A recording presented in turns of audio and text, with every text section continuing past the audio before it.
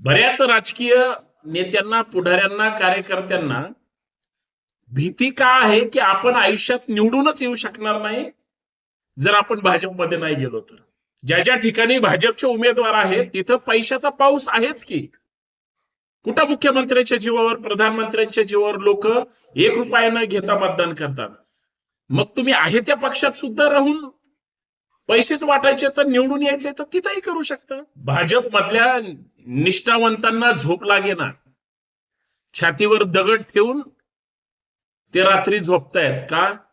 कधी त्यांना लाद बसेल आणि कधी तिथं एखादा आयराम येऊन ह्यांचं पद हिसकावून घेईल याची प्रचंड भीती आहे. सगळी जी भाजपमध्ये उड्या मारतायत, शेवटी तुम्हाला तिकीट दिल्यानंतर तुम्ही पैसेच वाटणार आहे आणि निवडून येण्याचा प्रयत्न करणार आहे. प्रत्येक जण भाजपमध्ये प्रवेश करतोय. भाजपमध्ये सगळ्यांनी उड्या मारून काय साध्य होणार? नेत्यांनी तुम्हाला कार्यकर्ता म्हणून गोळा केलं, एक एक कार्यकर्ता म्हणून वेचलं, तुम्हाला पद दिलं, जबाबदाऱ्या दिल्या, तुम्हाला मोठं केलं, काही लोकांना निवडणुकीला सुद्धा उभं केलं, निवडून सुद्धा आले, 5-10 वर्ष सत्ता पण काढली, काही काही लोकांनी 20-20 वर्ष सत्तेचा लाभ घेतला. अरे त्या नेत्याला क्षणामध्ये विसरून तुम्ही इकडं सत्ताधारी पार्टीमध्ये प्रवेश करताय. एकदा एक गोष्ट लक्षात ठेवा, तुम्ही ज्या स्पीडनं चाललाय त्याच स्पीडनं त्या पक्षाचं पोट सुद्धा फुगणार आहे आणि एक दिवशी धडाम दिशेने फुटल्यानंतर तुम्हाला पश्चाताप होणार आहे. मग ते पोट कोणाचं असेल, पोटात कोण असेल आणि पोटात घुसणाऱ्यांनी किती पाप करून खाऊन खाऊन त्या पोटात घुसले असतील हे उद्याचा काळच ठरवेल. ती लोक चांगली तो म्हणून तुम्ही यांच्याकडे चालले आणि ते किती वाईट आहेत म्हणून त्यांना तुम्ही सोडून आलाय.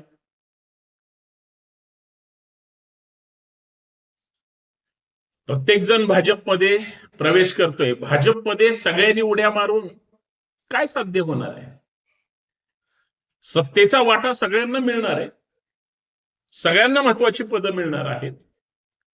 भाजपमधल्या जुन्या लोकांनी काय करायचं? भाजपच्या निष्ठावंतांना काय मिळणार? सगळी जी भाजपमध्ये उड्या मारतायत, शेवटी तुम्हाला तिकीट दिल्यानंतर तुम्ही पैसेच वाटणार आहे आणि निवडून येण्याचा प्रयत्न करणार आहे. ज्या ज्या ठिकाणी भाजपचे उमेदवार आहेत तिथं पैशाचा पाऊस आहेच की. कुठं मुख्यमंत्र्यांच्या जीवावर, प्रधानमंत्र्यांच्या जीवावर लोक 1 रुपया न घेता मतदान करतात. मग तुम्ही आहे त्या पक्षात सुद्धा राहून पैसेच वाटायचे तर निवडून यायचे तर तिथंही करू शकता. भीती काय तुम्हाला?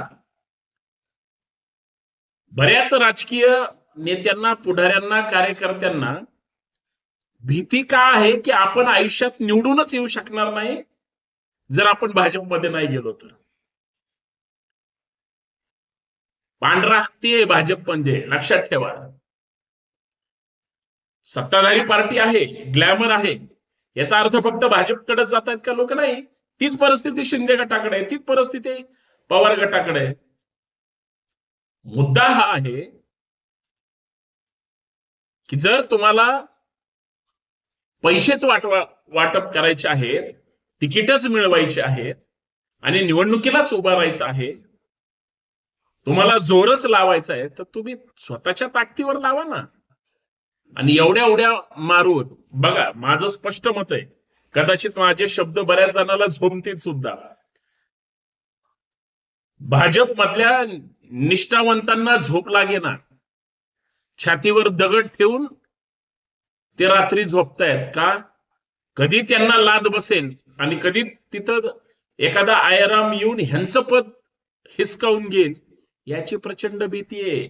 साधी गोष्ट नाहीये. ज्यांना राजकारण करायचं नाही पण आपल्या विचारांचा पक्ष मजबूत झाला पाहिजे ते एवढे फक्त आनंदी आहेत का? त्यांना फक्त हातात झेंडाच घ्यायचा आणि सतत टाकायचे आणि जय श्रीरामच म्हणायचंय, किंवा शिंदे गटाची घोषणा द्यायची किंवा पवार गटाची घोषणा द्यायची, एवढंच. ज्या नेत्यांनी गांभीर्यानं विचार करून लक्ष द्या, ज्या नेत्यांनी तुम्हाला कार्यकर्ता म्हणून गोळा केलं, एक एक कार्यकर्ता म्हणून वेचलं, तुम्हाला पद दिलं, जबाबदाऱ्या दिल्या, तुम्हाला मोठं केलं, काही लोकांना निवडणुकीला सुद्धा उभं केलं, निवडून सुद्धा आले, 5-10 वर्ष सत्ता पण काढली. काही काही लोकांनी 20-20 वर्ष सत्तेचा लाभ घेतला. अरे त्या नेत्याला क्षणामध्ये विसरून तुम्ही इकडं सत्ताधारी पार्टीमध्ये प्रवेश करताय. एकदा एक गोष्ट लक्षात ठेवा, ही किती लोक चांगली तो म्हणून तुम्ही यांच्याकडे चालले, आणि ते किती वाईट आहेत म्हणून त्यांना तुम्ही सोडून आलाय. बारकाईनं जर विचार केला तर ज्यांनी ज्यांनी पक्ष प्रवेश केलाय ना, काही दिवसात त्यांच्या मेंदूचा आहे ना विचार करून करूनच चुराडा होणार. का आपण चुकी केली का, आपण काय चुकीचा निर्णय घेतलाय का, आपल्यामुळं आपलं आणि कार्यकर्त्यांचं सगळ्याच नुकसान होणार आहे का? अहो, एका बसमध्ये जर 50-52 लोकच बसत असतील आणि तिथं जर 100 लोक घुसखोरी करत असतील, अवैध वाहतूक हे नेहमी प्रतिबंधित असते, तिथं प्रवेश नसतो, लक्षात ठेवा.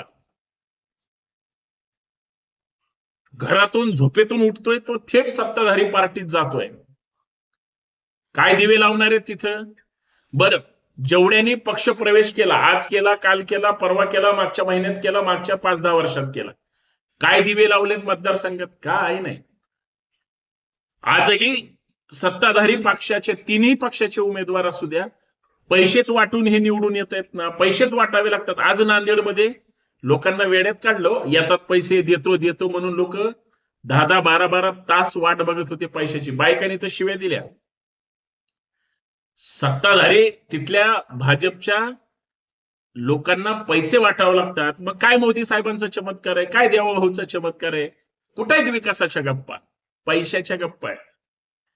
अनाजी पंतांनी पाठवलेले दामाजी पंत फक्त वाटायचे. बाप बडा ना भैया सबसे बडा रुपया. कसला मताचा, राष्ट्रीय कर्तव्याचा अधिकार आणि कशाचं काय? पैसे घेऊन मतदान करतात. नंतर ह्यांनी विकासाबद्दल बोलायचंच नाही. हा तर मुद्दा अजून वेगळाच आहे. पण मग जर पैशावरच सगळं होत असेल तर मग जुनं घर सोडून ह्या दुसऱ्या घरात जाण्याचा तुमचा म्हणजे मतलब काय? म्हणजे हा विचार करायला भाग पाडणारा माझा हा व्हिडिओ, एवढंच फक्त लक्षात घ्या. मला बाकी काहीच म्हणायचं नाही. बरं, तुम्ही पक्षांतर काय फार मोठी राजकीय क्रांती करणार आहे का? अजिबात नाही. गल्लीबोळातलंच राजकारण करणार आहे तुम्ही. आजपर्यंत तुम्ही काय दिवे लावलेत का? अजिबात काही नाही. तुम्ही काय फार मोठे विकासाचा दृष्टिकोन किंवा चमत्कार घडवणार आहे का? सुतराम शक्यता नाही. तुमच्याकडून प्रगतीची अपेक्षा तर लोकांना झिरोच आहे. कारण तुम्ही आज ह्या पक्षात, उद्या त्या पक्षात, ह्या गटात, त्या दलात, म्हणजे नुसते दलबदलू लोक झाले. त्यांच्या जीवावर काय राजकारण लोक तरी सध्या अपेक्षा ठेवणार आहेत? पण मूळ निष्ठावंतांना लात मारली जाते ह्या आयराम गैराममुळं. हे विसरून चालणार नाही, हे मला सांगायचंय. याच्यात सगळ्यात जास्त फटका कुणाला बसतोय? जो पोट तिडकीनं पक्षवाढीसाठी, संघटनावाढीसाठी, विचारवाढीसाठी प्रयत्न करतोय ना, त्याला तर पहिली लात आहे. त्याने नादच नाही करायचा. आणि ते सगळीकडे असते, ते काही वेगळं सांगायची गरज नाही. पण हे आपल्या डोळ्यासमोर घडतंय. चांगली लोक प्रवेश करतायत.